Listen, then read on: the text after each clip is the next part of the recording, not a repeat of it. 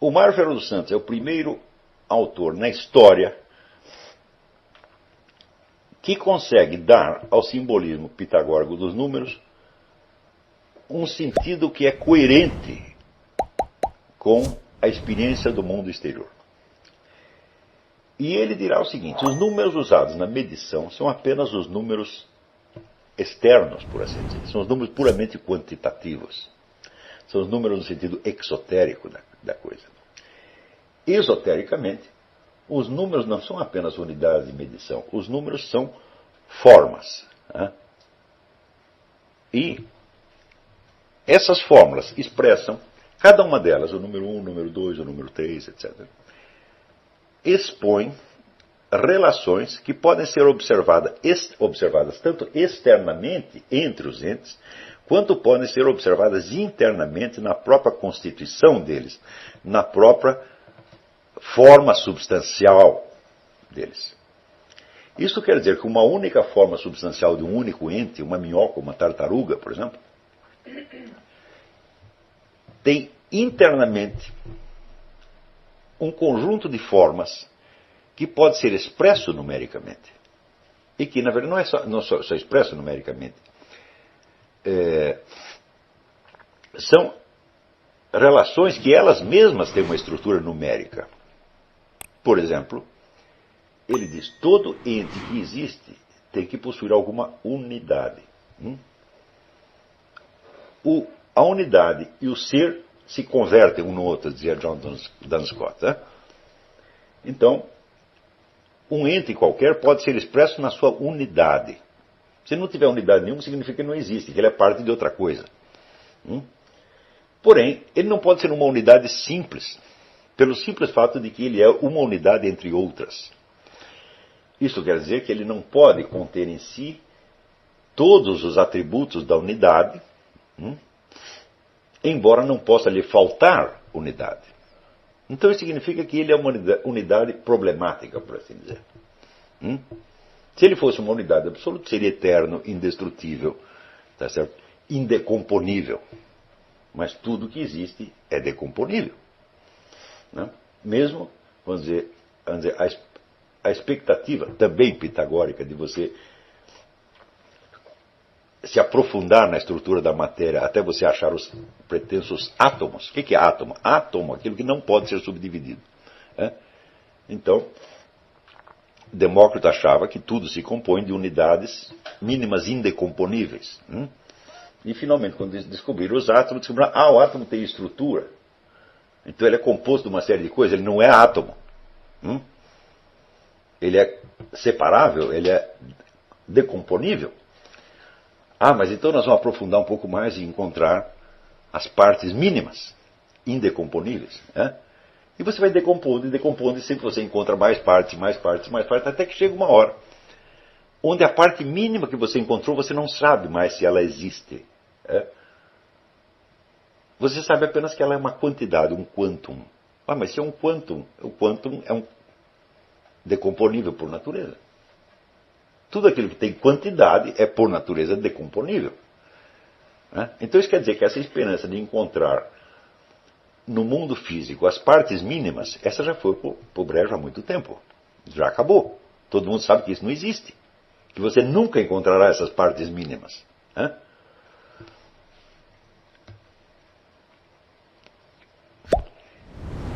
Então, todo ente que existe, ele tem alguma unidade, mas ele não é a unidade no sentido pleno da coisa. Senão, em primeiro lugar, ele seria a única coisa que existe. Em segundo lugar, não sendo decomponível, ele seria eterno e indestrutível. E nós até hoje, procurando, não encontramos nada eterno e indestrutível no mundo natural. Então isso quer dizer que cada unidade é uma unidade problemática, uma unidade conflitiva. Então isso significa que ela tem dentro dela uma contradição. Então isso significa que este objeto, este ente, ele tem algo do número 1, mas ele também tem do número 2, que é a divisão, a contradição.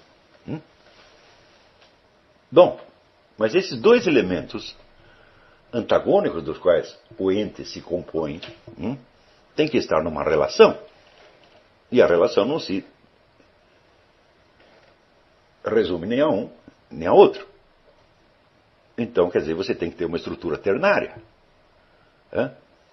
Mas essa estrutura ternária, ela necessariamente contém dentro de si um algo mais. Que é o quê? Que é a relação de proporcionalidade entre os elementos. Se você tem dois elementos e uma relação entre eles, eles têm que estar unidos por alguma proporcionalidade.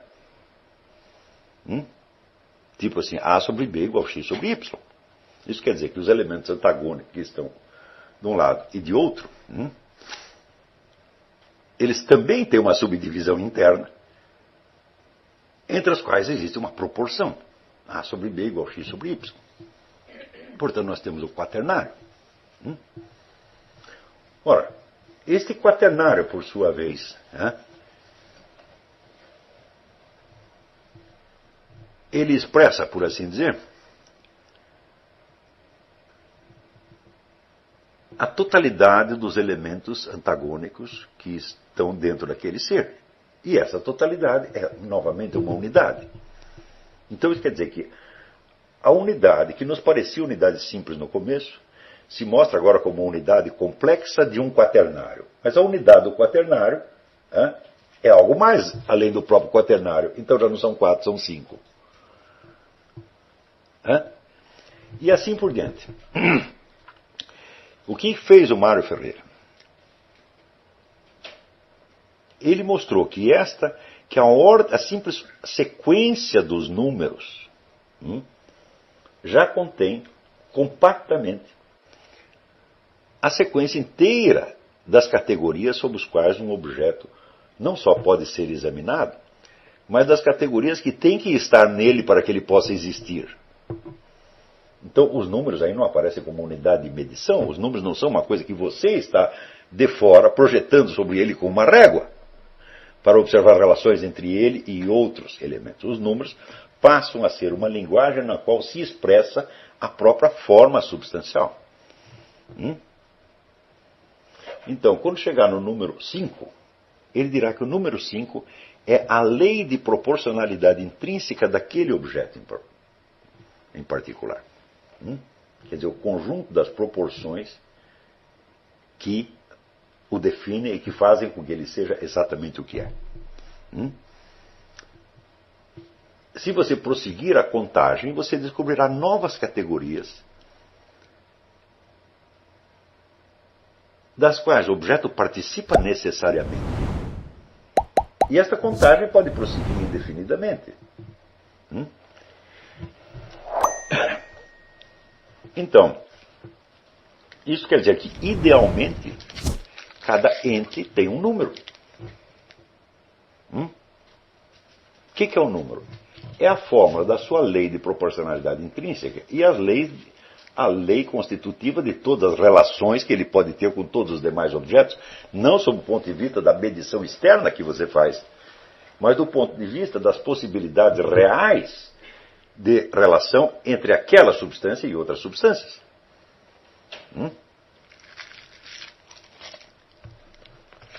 Então, isto quer dizer que, sob este aspecto, Pitágoras tinha realmente razão.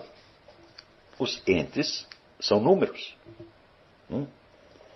Só que nós podemos chegar a conhecer o número de um só ente, de uma minhoca, de um mosquito? Nunca. Isso quer dizer que nós podemos nos aproximar desse número como numa assíntota. Nós vamos descobrindo mais coisa e mais coisa e mais coisa e vamos recompondo cada vez a unidade dele em níveis de abrangência cada vez maiores, mas nunca terminamos. Porque o número de um único ente teria dentro de si todas as possibilidades de relações que ele pode ter com todos os outros entes existentes ou por existir. Então o conhecimento de um único ente seria ao mesmo tempo finito, porque é um número, mas seria indefinido ou inalcançável.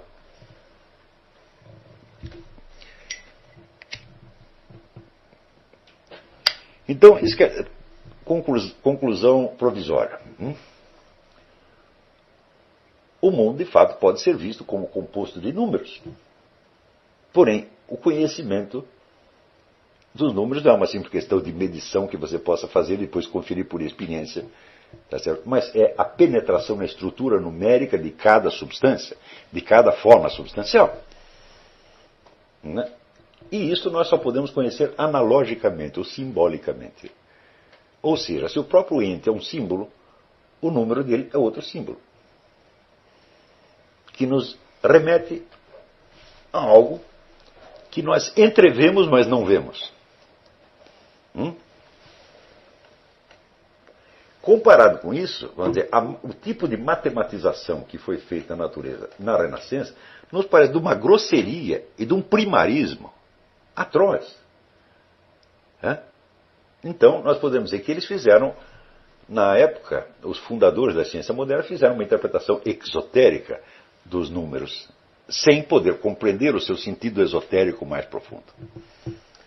Porém, uma vez compreendido esse sentido esotérico mais profundo, e note bem que eu acho, por exemplo, Mattila Geek e René Guénon fizeram muito nisto, mas comparado com o Mário, eles não fizeram nada. Eles apenas disseram que aquilo existe, mas não disseram o que é, e o Mário expôs a coisa. Dizer, só no livro A Sabedoria das Leis Eternas, onde ele vai mostrando todas as categorias de 1 até 1200, né? Expondo cada número como, vamos dizer, uma lei constitutiva dos objetos, tá certo? E demonstrando ao mesmo tempo que através dos números nós temos essa abertura para a apreensão da essência dos entes, mas que é uma apreensão que jamais se completará, permanecerá sempre analógica, simbólica, tá certo? Depois que o Mário fez isso, então nós podemos rever a história inteira das ciências e da filosofia, tá certo? E reparar como, se essa história inteira foi inspirada por um sonho pitagórico, eles somente a realizaram da maneira mais grosseira e estúpida possível, compreendendo os números apenas como relações externas e não como expressões da estrutura interna, da verdadeira constituição e da forma substancial dos entes. Ora, então, se tudo é um número, se tudo tem uma lei de proporcionalidade intrínseca, tá certo? Nós podemos conhecer esta lei de proporcionalidade intrínseca? Eu digo, de certa maneira, sim. Porque se nós somos capazes de distinguir um objeto de outro, é porque nós pegamos não somente a sua forma substancial, mas também as condições da sua existência individual presente, as quais também, idealmente, poderiam ter uma expressão numérica. E nós nos referimos a esta unidade através de um símbolo numérico que nós não sabemos. Ou seja, se eu olho uma minhoca ou uma pessoa, eu sei que ela tem uma forma, que essa forma, idealmente, pode ser expressa como um número. Mas eu não conheço esse número.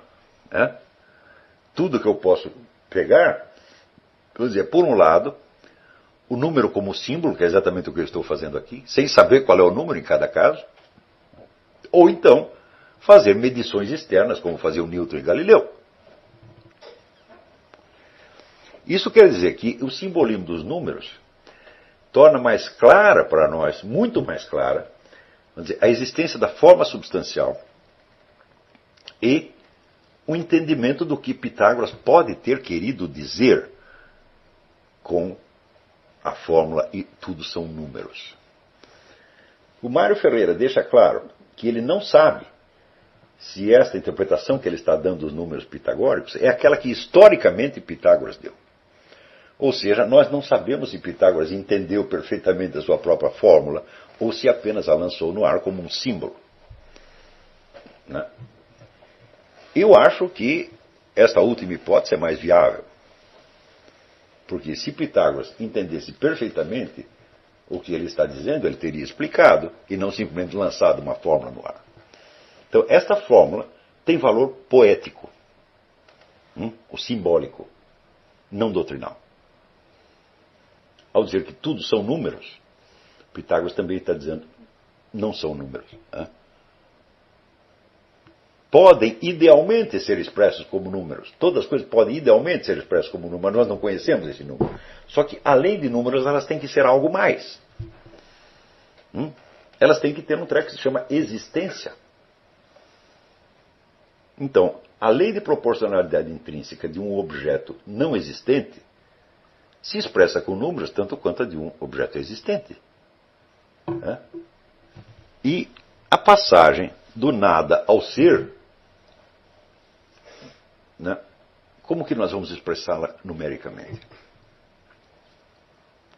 Isso quer dizer que depois que nós entendemos o sentido do simbolismo dos números, entendemos que ele está expressando as leis de proporcionalidade intrínseca dos objetos e o esquema de todas as suas relações possíveis, nós entendemos que o mundo desses números é tão vasto e inabarcável quanto o próprio mundo físico. Então isso quer dizer que o mundo dos números é um simbolismo sem fim que expressa outra realidade sem fim. Então só tem valor o quê? Analógico, poético. Depois que nós entendemos isto, e isso aí seria, segundo o Mar, vamos dizer, a culminação do saber humano. Não dá para passar além disso. Mas é uma culminação que, por sua vez, também não tem fim. Quer dizer, é um fim sem fim. Depois que nós entendemos isso, nós dizemos, então serão esses números, vamos dizer, a linguagem de Deus? A resposta é definitivamente não. Não. Porque se Deus falasse em números, haveria apenas números. Mas além de números existem coisas. E as coisas têm algo que transcende infinitamente o mundo dos números, que é uma coisa que se chama existência, o ser. Então isso quer dizer que para Deus a linguagem dos números não tem prioridade em relação a qualquer outra linguagem. Por exemplo, existe a linguagem da presença dos seres. Existe a linguagem da cor deles, a linguagem da expressividade deles e, sobretudo, a linguagem das palavras. Então, por que Deus haveria escolher uma dessas linguagens ou a outra, quando justamente a coexistência de todas elas é a condição para um negócio chamado existência? Então isso quer dizer que se você compreendesse toda a linguagem dos números e você tivesse na sua cabeça todas as leis universais, note bem, leis que o Mário enuncia e vai numerando até 1200, mas ele sabe que aquilo prossegue indefinidamente, então ele sabe que ele não abarcou o mundo inteiro das leis, que ele apenas o sugeriu e que jamais poderá ir além disso. Mesmo conhecendo a totalidade das leis numéricas, nós não conheceríamos a totalidade da realidade e não teríamos a explicação de tudo.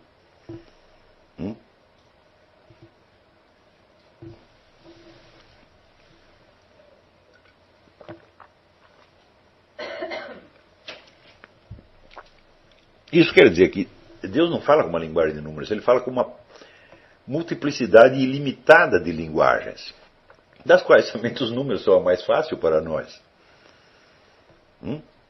Eles simplificam. Eles criam uma barreira defensiva entre nós e a complexidade do mundo real. Mas isso não quer dizer que, nos refugiando no mundo dos números, nós tenhamos alcançado, vamos dizer, a realidade última. Ora, você veja, nem o Mário Ferreira dos Santos, com toda esta majestosa explicação do mundo dos números, que é, a meu ver, a mais alta realização intelectual que um ser humano já fez no planeta. Nem ele pretendia ter conhecido a explicação última. Mas Newton pretendia. Newton, com aquela sua matemáticazinha, tá certo? Grosseira, puramente quantitativa, pretendia ter alcançado a explicação última. E muita gente acreditou que ele tivesse encontrado. Quer dizer, Newton foi transformado quase num deus. Então, hoje nós podemos então ter uma perspectiva da história intelectual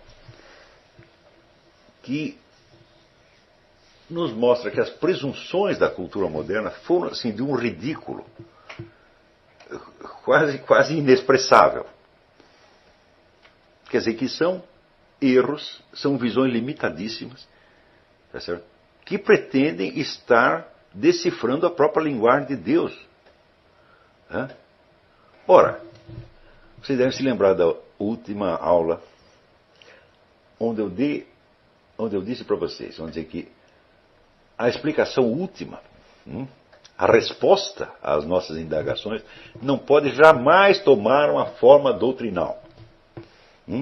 Porque toda e qualquer doutrina, toda e qualquer teoria é apenas uma construção da mente humana, que se refere à realidade de uma maneira analógica e necessariamente incompleta.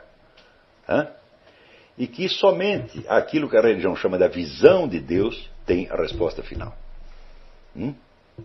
E a visão de Deus, ora, não tem nenhum místico, nenhum santo, nenhum profeta com alguma experiência no assunto que nos diga que a visão de Deus toma a forma de uma apreensão teórica doutrinal da realidade. Mas toma a forma do conhecimento de uma pessoa. Então quer dizer que a explicação final toma a forma da compreensão de uma intencionalidade divina, que se apresenta a você como uma intencionalidade humana. Da mesma forma como uma intencionalidade humana, com a diferença de que ela é infinita e inabarcável. Mas isso não quer dizer que seja inapreensível. As pessoas dizem que não há experiência do infinito, eu digo assim, não existe experiência do infinito, não existe experiência de nada.